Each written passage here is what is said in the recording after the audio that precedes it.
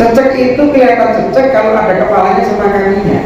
Kalau kepalanya diketok, dipedeti, sikil diketok kabeh, teri itu. Jemur 1 hari kering, campur karo yang lain sama. Goreng, campur dengan teri yang lain, bodoh penyusi. Cuma si baik, cecek si baik.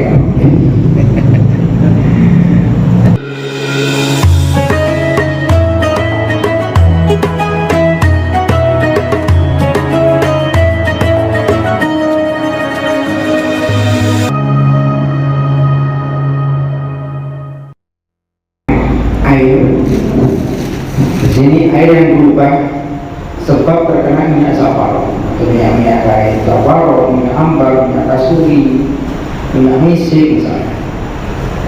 Di sini warna ini dan sultan. Minat ini dari sesuatu yang suci. Sampai wudu dengan air, tapi air itu berubah bukan karena najis, karena suci juga. Kecampuran misik, keceblokan zafar, kejatuhan minyak ambar, kasturi misalnya. Tahu yang dikasih rupanya itu banyak. Minyak saffron kan merah, minyak misik agak hitam. Belum langsung jangan yang tadinya jernih berubah. Lain atau henti. Air itu nggak bisa untuk bersuci. Suci dirinya tapi tidak bisa untuk bersuci. Intaman ini Syafi'i wa Ahmad. Menurut Imam Malik masih Muhammad. Beda dengan apa? Jadi air kecampuran coklat sama saja. Jadi kan contohnya minyak zawaron warnawi, air kecemplungan coklat, air kecemplungan kopi, air kecemplungan teh, air kecemplungan sprit. Kalau perubahan itu nampak mendominasi, tapi kalau minyaknya hanya 2 tetes ya nggak berubah. Warnanya itu berubah, bahkan aromanya jadi harum, dia tidak bisa bersuci. Lah terus misal kalau ada air model seperti itu, tidak ada lagi yang lain, apakah kita perlu bertayamum? Kalau menurut 3 imam itu iya, Imam Malik, Imam Syafi'i, Imam Ahmad yang tayamum. Karena kalau pakai air itu tidak sah wudunya, karena air itu suci tapi tidak mensucikan. Tapi kalau Abu Hanifah tetap pakai air itu, nggak usah kalian mau pakai air. Pertanyaannya bagus sekali adalah ini kira-kira bisa nggak untuk wudu? Tentu ini bisa. Karena ini tidak bercampur dengan yang disebut tadi. Tidak campuran zawaron, tidak campuran misik, ambar, kasturi, kemudian tidak bercampur coklat, kopi, teh, sprit, fanta atau soda, atau minuman berkarbonasi, atau minuman isotonik, atau minuman elektrolit. Ini sah. Emang ini bukan digodok, enggak. Air mineral ini semua yang ada di kiri dari ini tidak digodok, tidak digodok. Jadi melalui sterilisasi. Jadi tetap sah karena tidak melalui perebusan. Nah kalau perebusan bagaimana musakhalina? Direbus, aku, tapi masih bisa mensuci.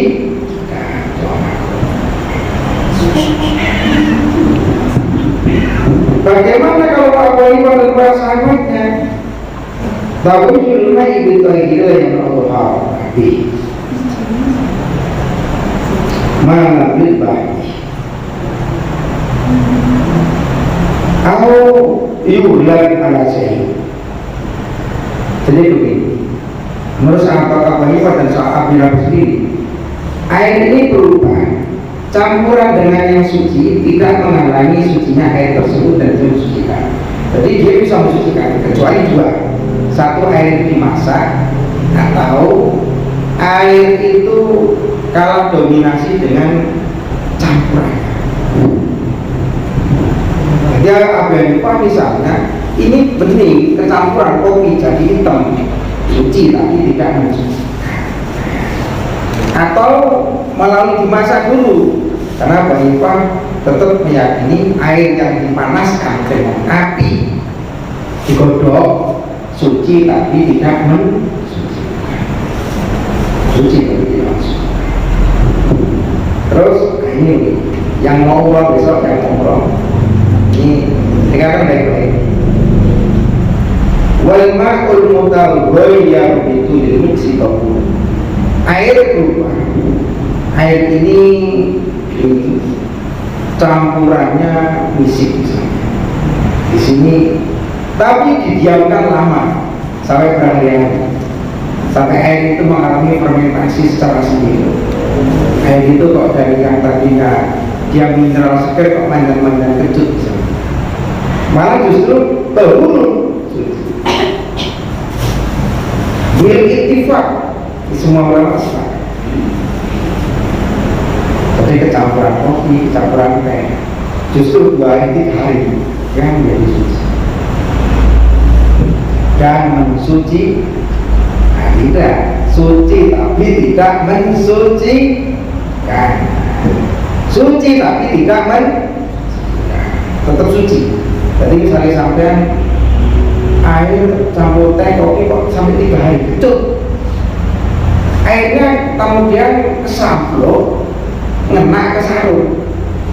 Dulu ini tradisi santri dulu sebelum jatuhkan bukan aja itu, ini airnya kecemplung di sini. Ini kan sudah 4 hari, kita nggak tahu sama itu ada cicaknya, sama itu ada lain-lainnya. Kalau keterangan kitab ini tetap seperti itu dinamakan suci. Walaupun kemasukan cicak, cicaknya nggak ada di situ. Cicak yang najis kalau cicaknya mati berada di air yang sedikit, itu saja istilah ulama. Karena cicak ini tidak memiliki darah, bahasanya tidak memiliki darah, cicak ini kan nggak ada darahnya.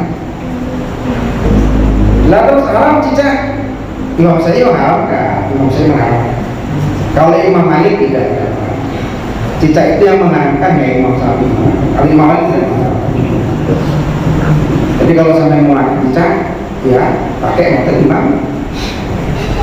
Tapi itu taufik rusak. Imam Syafi'i melarang, tidak boleh seperti itu. Tapi kalau sampai kok boleh teriran nemu, ning sapa ning warung teri gak enak, iwak asin enak, delok tembok cecek papan. Oh ini disebut dengan intikal madhab. Karena kan perlu juga mempraktekkan ilmu madhab fikih itu kan, apakah ini disebut dengan intikal madhab? Cecek itu kelihatan cecek kalau ada kepalanya sama kakinya. Kalau kepalanya diketok, dipedeti, sikil diketok kabeh, teri itu.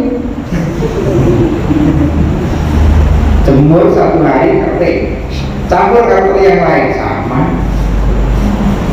Goreng, campur dengan teri yang lain, bodoh penyusi. Ya masih baik, cecek sih baik. Haram kan? Ayo soalnya itu bermaaf. Najis kan kalau terjatuh kepada kita tidak kita najis karena kita tidak memiliki darah. Tapi ada yang menajiskan, ada beberapa ulama yang menajiskan, termasuk pengikutnya Imam Syafi'i ada yang menajiskan. Tapi banyak yang memakfukan karena tidak berdarah. Kenapa kalau dinajiskan? Apa alasannya? Karena tetap disebut dengan bangkai. Loh, bangkai. Tadi kan gak punya cara. Bangkai yang dihalalkan dan dianggap suci hanya 2, bangkai ikan dan bangkai belalang. Lainnya tetap dianggap najis, makruh. Najis muwaffa, najis mutasiton. Tapi ketika apa? Tidak ada, karena pokoknya itu hanya 1. Air kencingnya bayi laki-laki yang umurnya belum sampai 2 tahun tidak makan selain air susu ibu. Enggak, air susu ibu bukan air susu sapi. Dia belum 2 tahun tapi ngepengi susah pi. Air kencingnya sudah menjadi mutawasi. Jadi ini bayi lanang ngat lanang kalau itu, karena kencing saja, kencingnya laki-laki dengan perempuan bayi itu beda hukumnya. Kalau bayi sudah hukumnya mutawasito, kalau laki-laki mukhafafah. Jadi siram seret sudah suci. Bahkan menurut Abu Hanifah, air kencingnya anak laki-laki itu kena yang panas, garing, nggak usah disiram, itu suci. Jadi beda-beda hukum ininya, matanya